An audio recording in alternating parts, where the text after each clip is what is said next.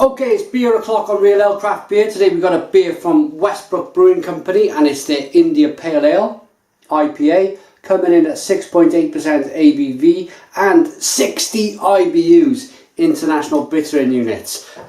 Lovely design on the can. Love canned craft beer. It's one of those for me that if I go into a bottle shop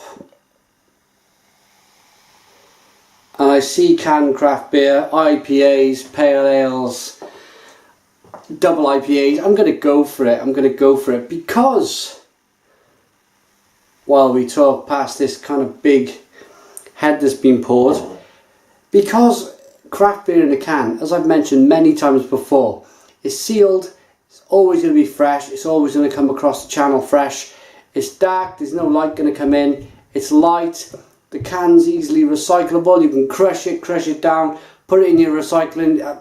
I can drink 10 bottles of beer and it fills my recycling bin up. It's crazy, but with a can you can kind of crush it down. So loads of benefits there, but most notably it will be the freshness that gets kept in the can, sealed. So beer in the glass, it's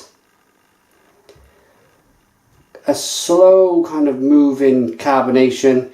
It's a little hazy, loads of hops in here though, so you're going to expect a little bit of that. 3-finger, white head, kind of a classic, almost pale amber coloured IPA. Let's get a nose on this beer then. Oh yes, yes, yes! Amazing! Just freshness. It's like tropical fruit juice, but it's just, you've made it yourself. You've got all the fruit you need, your apricots, your mangoes, your grapefruits, and you kind of blended it all down and you poured it down with some ice in your glass, and it's that lovely fresh aroma. But they're coming from hops. It's obviously not coming from fruit, but it certainly smells that way.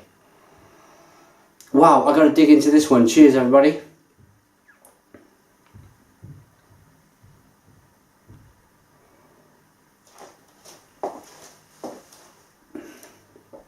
Oh, wow. Wow. Initial big hit of a Stone the Crow's hoppiness. It dies away very, very quickly in the middle. You're waiting for something to happen. And then on the back end, it kind of creeps back at you. But not massively. It seems to be all up front and then it kind of dips away. That was the first initial taste.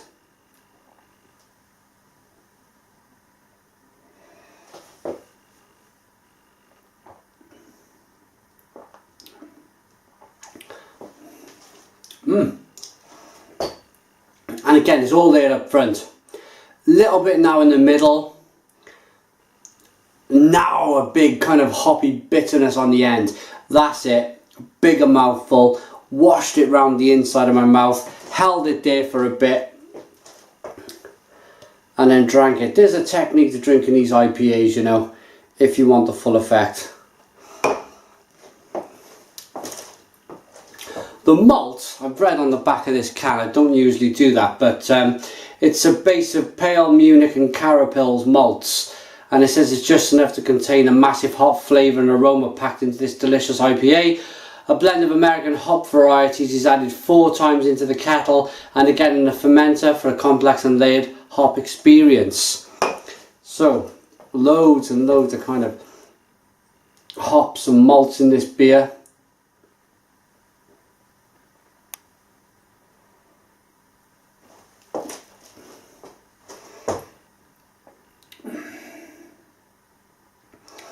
You pick up that bready malt, but it's all about the hops here. Yeah, that first taste, I think I was just washing away the last beer I reviewed, and yeah, certainly you get a big onrush. It's layered of mango, pineapple, grapefruit. Maybe a bit of cashew nut in this one. Koi cop, or koi cop, them little kind of fruits you get. Bit of kiwi fruit, but lovely beer. And it's up front, dies away, comes back in the middle, but then it's an onrush at the end, that lovely bitterness you get. It's certainly 60 IBUs.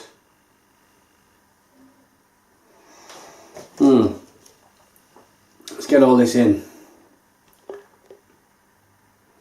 We hope. Not yet. But yeah, let that settle down. I'll give you the website. It's www.westbrookbrewing.com. Check these guys out. Do I like it? I'm not going to give it a final taste because of that big head.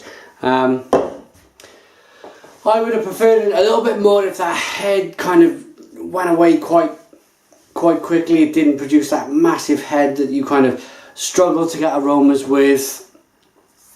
But that might be an individual can. 6.8% alcohol. It's a lovely tasting IPA. I'd say, yeah, it's 60 IBUs. It's a nice IPA. But I think what I'm trying to say here, it's not kind of wowing me kind of massively, if you know what I mean. It's nice, I understand it, I understand the hops, the malts, but you're just maybe asking for, you may want it to go just another step further, if you know what I mean. Maybe they do a double IPA and maybe it does take it that step further for me, where it's absolute full-on bitterness. This one lacks that full-on bitterness that I like. Also, the flavours in there are present, but they're not quite full-on. The mangoes, the grapefruits, the pineapples, the kiwi fruits. It's not a full-on experience, but it's certainly all there. So for that reason, I'm going to give this one a 7 out of 10. 7 out of 10 for me, the Real Ale Guide. Please put your comments in the comments box. Subscribe to my daily beer reviews. Cheers.